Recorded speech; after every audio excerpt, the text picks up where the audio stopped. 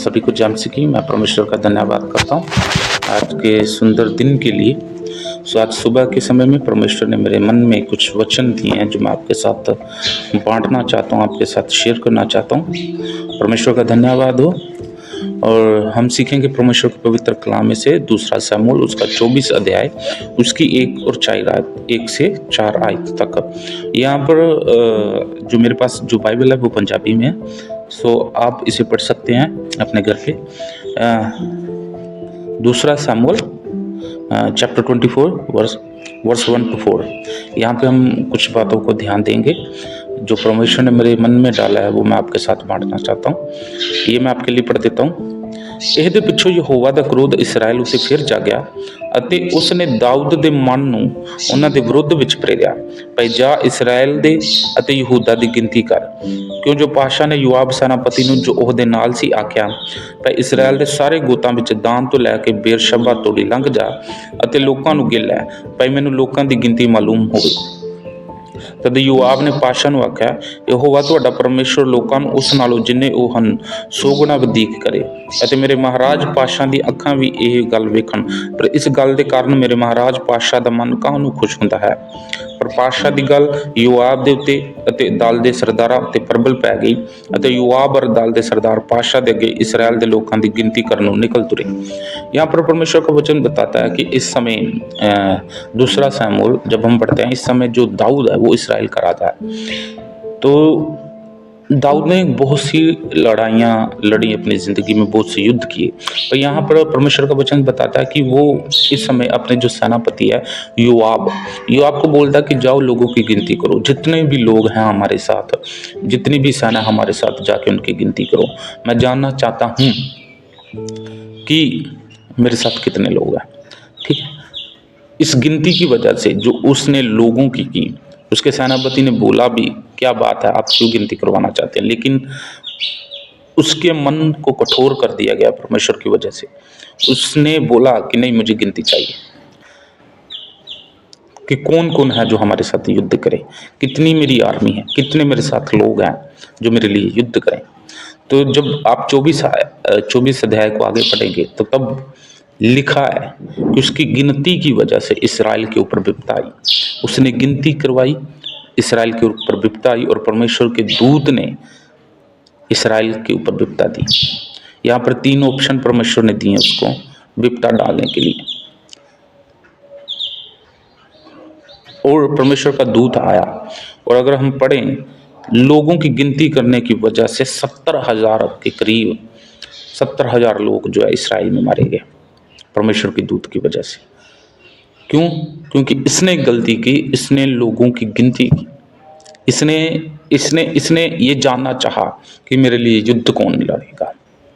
जबकि परमेश्वर का वचन बताता है, जब से परमेश्वर ने मिस्र देश में से लेकर आया, परमेश्वर उनके लिए लड़े।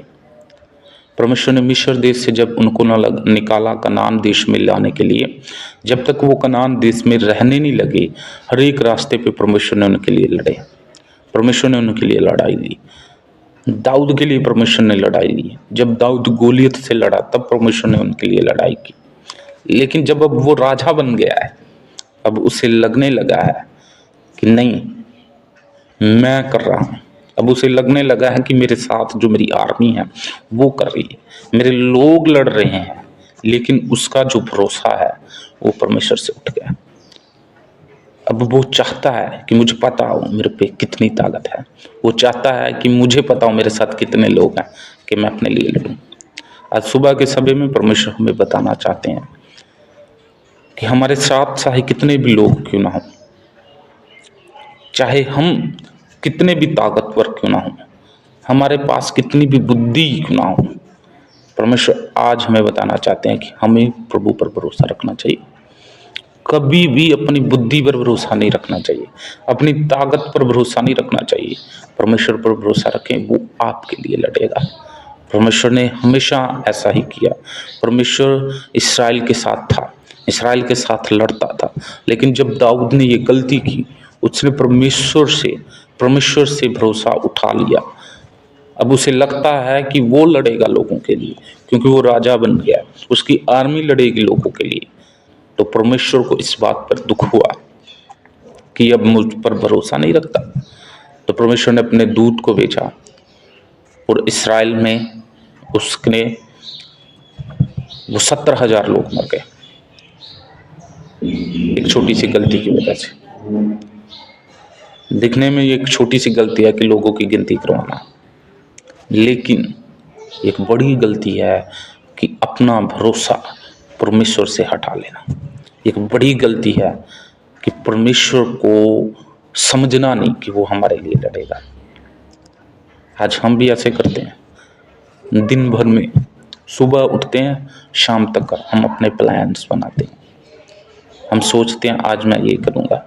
अगर किसी मुसीबत में फंसते हैं तो हम अपने किसी भाई बंधु को फ़ोन लगाते हैं, उसके बोलते हैं कि तू मेरे लिए कुछ करेगा। हम मनुष्य पर भरोसा रखते हैं, कभी किसी को बोलते हैं, कभी किसी को बोलते हैं कि मेरी सहायता कीजिए, मेरी सहायता कीजिए, है ना। और हमें इस बात पर घमंड होता है कि मेरे साथ ये है, मेरे साथ वो है, मेरे साथ ये बहन है, मेरे साथ वो भाई है, मेरे इतने भाई हैं, मेरी इतनी बहनें हैं। जब भी मैं मुसीबत में पड़ता हूँ वो मेरे साथ रहते हैं। हम मनुष्य पर भरोसा करते हैं लेकिन परमेश्वर पर भरोसा नहीं करते। कभी भी किसी मुसीबत में पड़ जाते हैं तो हम अपनी बुद्धि पर भरोसा करते हैं कि नहीं, मैं अपनी बुद्धि का प्लान करके इस मुसीबत से बाहर निकलूंगा। लेकिन आज सुबह के समय परमेश्वर कहना चाहते हैं, अगर आप इन सभी चीज़ों को छोड़कर परमेश्वर पर भरोसा रखें तो परमेश्वर हर वक्त आपको जीत देंगे। आप जहाँ भी जाएंगे सफल होंगे। जैसे वो इस्राएल के साथ रहा, आज वो हमारे साथ भी है। बस हमें परमेश्वर पर भरोसा रखने की जरूरत है। किसी पर भी भरोसा मत रखो, किसी पर भी, मनुष्य पर भरोसा मत रखें, वो आपका भरोसा तोड़ेगा, लेकिन परमेश्वर आपका कभी भी भरोसा नहीं तोड़ेगा। अगर आप परमेश्वर पर भरोसा रखेंगे आप जयवंत होंगे। अगर परमेश्वर पर भरोसा रखेंगे आपकी लड़ाई परमेश्वर लड़ेगा, आपको उस लड़ाई से, उस मुसीबत से बाहर निकालेगा और कभी भी आपका भरोसा नहीं टूटने देगा। आज सुबह के वचन पे आप जब भी कोई प्लान बनाएं, घर निकलने से पहले किसी मुसीबत में डल गए हैं, किसी मुसीबत में पड़ गए हैं, तो जो भी प्लान है आपने उन सबको साइड पर रखें और प्रार्थना करें। परमेश्वर के आगे जाएं, परमेश्वर के आगे झुकें और परमेश्वर के आगे भरोसा रखें, परमेश्वर के ऊपर भरोसा रखें। परमेश्वर आपको उस मुसीबत से बाहर निकालेगा। आपको इन छोटे से वचनों से परमेश्वर आशीष दे। मैं चाहता हूँ कि इन वचनों को अपने जीवन में अप्लाई करें। आप अपने वचनों में अगर अप्लाई करेंगे तो मानिए परमेश्वर आपके साथ वही करेंगे जो आप चाहते हैं।